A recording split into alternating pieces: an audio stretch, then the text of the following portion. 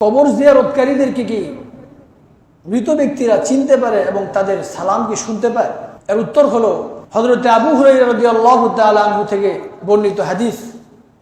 রাসূল করিম সাল্লাল্লাহু আলাইহি ওয়াসাল্লাম বলেন, হে আবু হুরায়রা, যখন তুমি তোমার এমন কোনো ভাইয়ের কবরের পাশ দিয়ে অতিক্রম করো যাকে তুমি দুনিয়াতে চিনতে এবং তাকে সালাম দাও, তার কবরে সালাম পৌঁছাও, তখন ওই মৃত ব্যক্তি তোমাকে চিনতে পায় এবং তোমার সালামের আওয়াজ শুনতে পায়।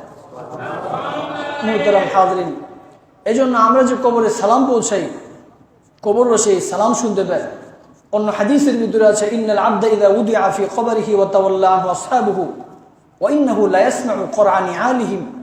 কোনো বান্দাকে যখন কবরে রাখা হয়, যখন তাকে দাফন করা হয়, এরপরে তার আত্মীয় স্বজন লোকজন যখন কবর থেকে চলে আসে, ফিরে আসে, আল্লাহ নবী বলেন যে ওয়া ইন্নাহু লা ইয়াসমাউ কুরআনি আলিহিম, সেই মৃত ব্যক্তি ওই কবরের পাশ থেকে যারা চলে আসে তাদের জুতার আওয়াজটা পর্যন্ত শুনতে পায়।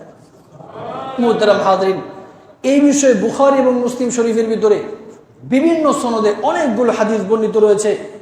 হযরত আনাস রাদিয়াল্লাহু তাআলা আনহু বর্ণনা করেন, বদর যুদ্ধে নিহত কুরাইশ কাফিরদেরকে রাসূল করিম সাল্লাল্লাহু আলাইহি ওয়াসাল্লাম নির্দেশ দিলেন একটা গর্তের ভিতরে ফেলার জন্য। সমস্ত কাফিরদেরকে যারা নিহত হয়েছিল বদর যুদ্ধে তাদেরকে গর্তের ভিতরে ফেলা হলো। এরপরে রাসূল করিম সাল্লাল্লাহু আলাইহি ওয়াসাল্লাম তাদের সামনে গিয়ে দাঁড়ালেন।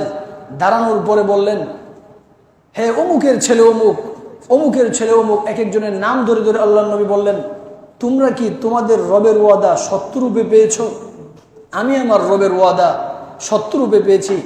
মুহতারাম হাজরিন, হযরতে উমর তখন বললেন, ইয়া রাসূলুল্লাহ, আপনি কাদেরকে সম্বোধন করে কথা বলতেছেন যারা মৃত লাশে পরিণত হয়ে গেছে?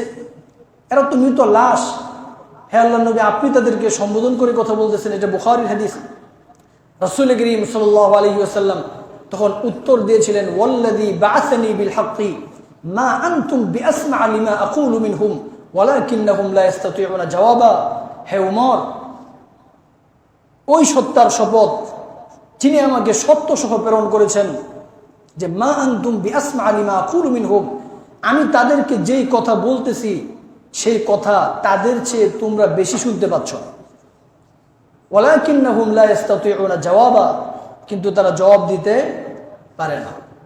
এই হাদিসগুলোর মাধ্যমে একথা বোঝা যায় যে আমরা যখন কবরে সালাম পৌঁছাই, বা যে কোনো ব্যক্তি যখন কবরে সালাম পৌঁছায়, তখন দুনিয়াতে যদি ওই ব্যক্তি পরিচিত হয়ে থাকে তাহলে সেই ব্যক্তি তাকে চিনতে পায় এবং তার সালামের উত্তরও দেয়। আর যদি দুনিয়াতে পরিচিত না হয়ে থাকে তাহলে সে তার সালামের উত্তর দেয় কিন্তু চিনতে পায় না।